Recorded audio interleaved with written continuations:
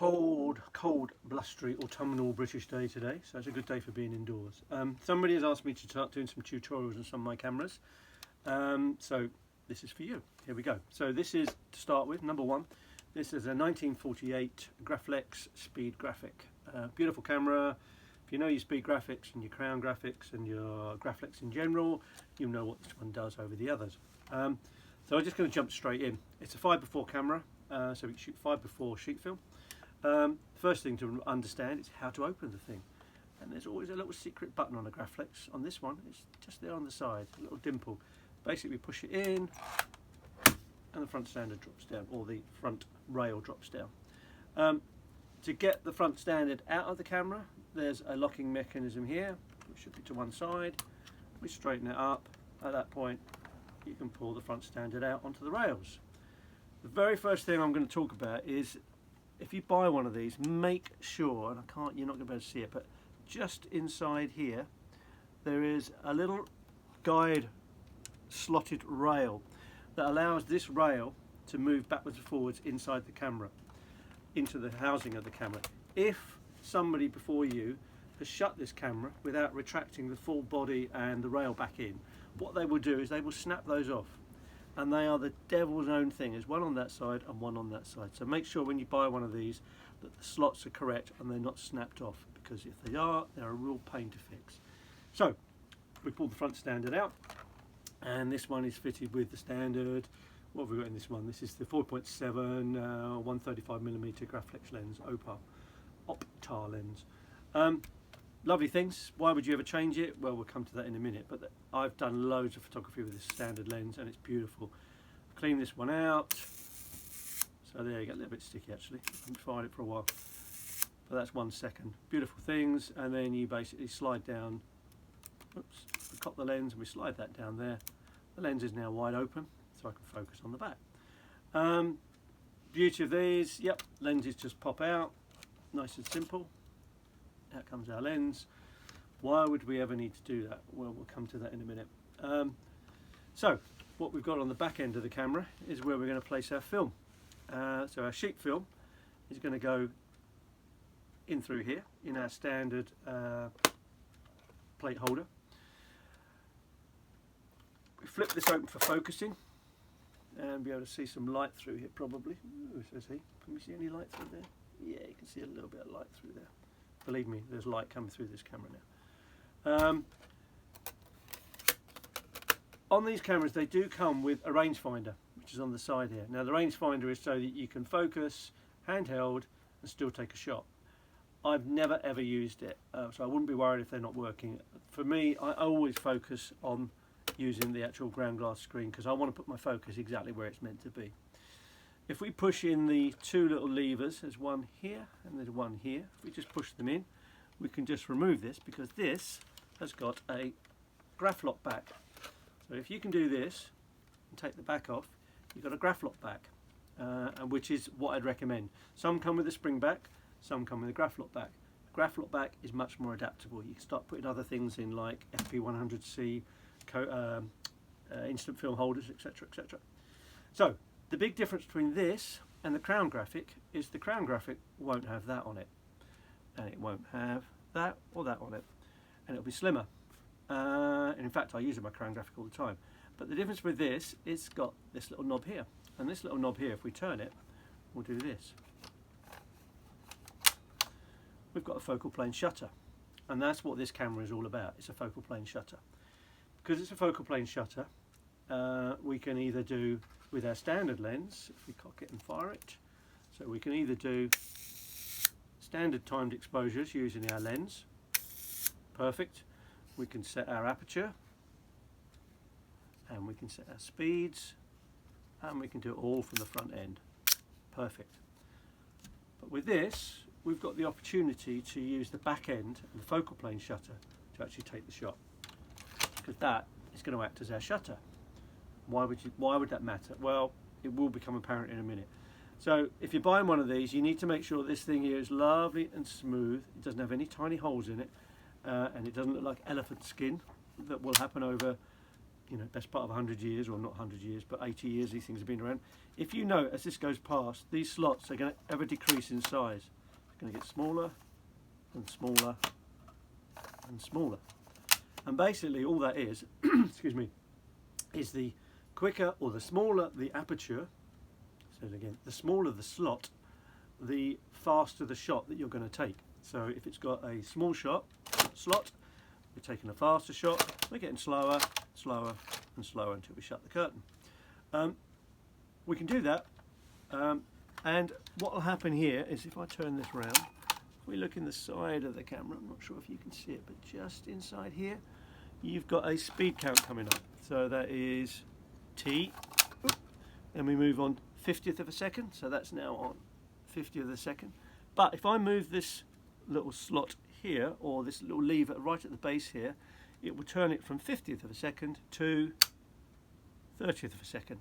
So we can actually alter the speed here as well at the bottom section here.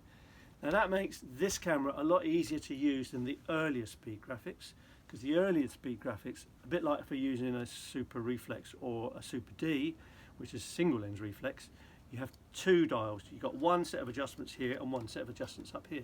So it makes this camera really easy to operate, and seriously, it is very easy to operate. You've got a little switch on the side here, and that goes to the bottom, it's front, in which case I'm going to fire it off from here, if I'm going to fire off the front standard lens. Back, if I want to fire it from here, and I want to fire off the focal plane shutter, etc, etc, and I can trip it out as well. So that's basically what we're after. So now I've got my focal plane shutter, wallop, I can open it up, bang, and do all my shots. I've worked out my exposure, great, I know what my exposure is.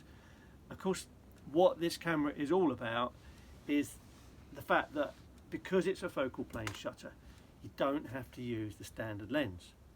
And I still would recommend that anyone getting one of these should use a standard lens to start with, because they are beautiful. But what it will allow you to do is to bring in barrel lenses. So here's a barrel lens. So this is a 1895 Pentax lens. I'll run into Pentax later, but Pentax basically were created, they're faster lenses. So I've got an 1895 lens. This can now, because it's mounted on standard board, I can now mount this inside my Speed Graphic, if it gets it the right way around. There we go. So I'm now got a barrel lens. There you go, you can see right the way through it. This doesn't obviously have any aperture or any, well, it doesn't have an aperture actually, because it's got no iris in it at all. So this is wide open. This is wide open at, I can't remember what it is. It's actually quite fast, 3.5, 5-inch. But this will give me stunning portraits, because it's going to have drop off around the edge, around the back, and the focal point is the eyes right in the middle. So this is a beautiful lens for portraits. And of course, because I've now got my focal plane shutter, I've worked out my exposure, dialed it in at the back, always turn this dial, excuse me, anti-clockwise, do not turn it clockwise, anti-clockwise. It now means that when I take my shots, it says, hey, can we see any light come through there? There you go. 1, 2, 3. Beautiful lens. All of a sudden we've opened ourselves up to so many other possibilities. So we can shoot 5/4 film. We've got a timed exposure on the back, which is the holy grail. We can now start putting in other things. So projector lenses, blah blah blah. There's just it's endless what you can put in. Of course, what so many people do want to put in is that thing there, which is the Aero Ektar. Everyone raves about the Aero Ektar, and it is a beautiful, beautiful lens. Be warned, the back end of this lens is actually slightly too wide to fit through here on some occasions, so you actually have to open up this tinier fraction, hardly anything at all, but you have to open it up a bit. Or, as someone else I know has done, they've actually filed the lens down on 4 sides to fit it in. Sounds a bit terrifying to me, but there you go. This will fit in here, and because we've got our front standard, we've now got an Aero Ektar fitted into our Speed Graphic. This is the setup for the man that got me into large format photography. When I first saw his work, Dave Burnett, he photographed the 2012 Olympics. Everyone else had these flash digital cameras. There's one man in the crowd with a Speed Graphic, and he shot the best shots I've seen of the 2012 Olympics. He's got Usain Bolt coming over the line, we've got divers coming off boards. There's more emotion in his pictures than anyone else's that I've seen. The beauty about the Aero Ektar is you can stop the lens down, so we can actually stop this lens down. And if you can see that, there you go, you can. So I can actually open this lens up. To be honest, if you're going to shoot with one of these lenses, you want to get the bokeh, you want to get those lovely dancing lights around the edge. So you're going to want to shoot with this wide open, and why wouldn't you? That's the way. That's what you do with it. If you want to go the full package, you could. Let's put this on. So don't forget, this is got a Graflex back on it. So my Graflex back literally slides in the two little slots, and it clicks into place. He says it clicks into place. There you go. You can actually remove, says he again, trying to frantically do it one-handed. You can actually remove the viewing hood off the back. Just unclips. So I've now got a glass. What use is that? What you could do is you could fit a cambo back. That's a cambo mirrored back. If you fit a cambo mirrored back on the camera, like so, you end up with basically the Dave Burnett setup that he used at the Olympics. So you've got this mirrored back, so I can focus through the eyepiece, even in bright sunlight. I don't need a hood over my head, and I've got an Aero Ektar lens on the front. So that is one hell of a setup. That's basically it. Work out your exposure, whatever way you're going to do it. 9 times out of 10, I meter all my stuff, everything I've ever done, with an iPhone, which I know will horrify a lot of people, but so what, I get my results. Just magic cameras, they do go for quite a lot of money now. Make sure you get a good one. You don't need to spend a lot of money on good lenses to go in the front here, you really don't. I've put in some really cheap 30 quid projector lenses and got stunning results. You want 150mm, and then basically if it's cheap enough, I'll just stick it in and give it a go. But that's it. That's the Speed Graphic. It does exactly what it says it's going to do. It takes beautiful pictures.